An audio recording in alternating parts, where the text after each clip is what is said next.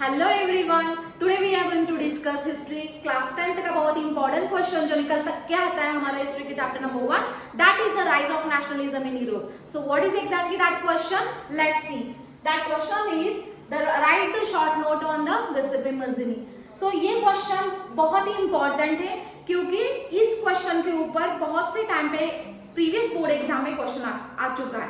सो इस क्वेश्चन का आंसर हम बहुत ही इजीली और ट्रिक वाइज रिमेंबर करेंगे. सो इसके लिए मैंने यहाँ पे कीवर्ड निकाला है.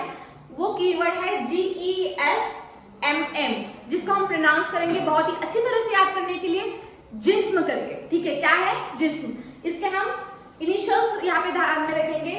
GESMM. G for Genoa, E for exile, S for secret societies, M for monarchy and M for maternity. तो इस क्वेश्चन के समझने के पहले इसका थोड़ा बैकग्राउंड हम समझ लेते हैं.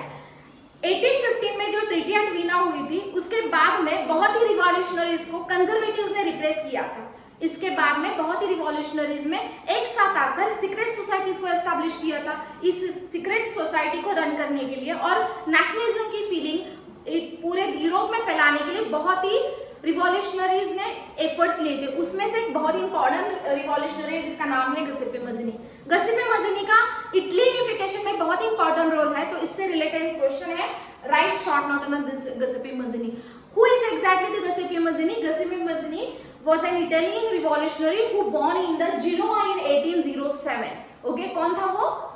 एक इटालियन रिवॉल्यूशनरी था जो जिनोआ में उसका बर्थ हुई थी और वो किस साल में हुई थी? 1807 में हुई थी. E for exile.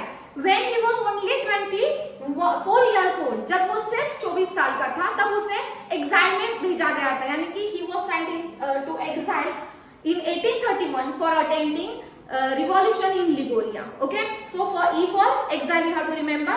Let's go to the next point, that is yes for secret society. जो गिसेपे मज़िनी था उसने अदर रिवॉल्यूशनरीज को ट्रेन करने के लिए दो बहुत ही इंपॉर्टेंट सीक्रेट सोसाइटीज को फॉर्म किया था. तो वो सीक्रेट सोसाइटीज कौन थी? he founded 2 more secret societies underground. They were the first one Young Italy in Marseilles and second one Young Europe in Belgium. So let's go to the next point, that is M for monarchy. गिसेपे मज़िनी ने monarchy system को यानी absolute institutions को oppose किया था. उसका aim था कि remove the monarchy और absolute institution and restore the parliamentary government. So he aim for monarchy, he opposed monarchy. And the last point is Metternich. Metternich कौन है? मैटरनिच ड्यूक मैटरनिच जो एक ऑस्ट्रियन चांसलर है ना. तो हम प्रीवियस पॉइंट में इसके बारे में बहुत सारा डिस्कस भी किया है कि ड्यूक मैटरनिच, इस लेसन में पूरे 3 टाइम इसके नाम का जिक्र हुआ है. ड्यूक मैटरनिच कौन है? ऑस्ट्रियन चांसलर है. ड्यूक मैटरनिच ने क्या डिस्क्राइब किया था?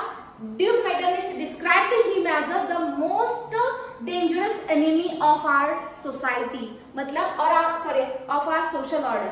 ड्यूक मैटरनिच ने डिस्क्राइब किया था किसके बारे में? गिसेपे मज़िनी के बारे में कि most dangerous enemy of our social order. हमारी सोशल ऑर्डर को अपोज करने वाला सबसे डेंजरस एनिमी कौन है? तो गिसेपे मज़िनी. तो इसी तरह से अगर एक क्वेश्चन 3 मार्क्स के लिए बोर्ड में आएगा तो अगर इस कीवर्ड से आप याद रखोगे तो आपके 3 मार्क्स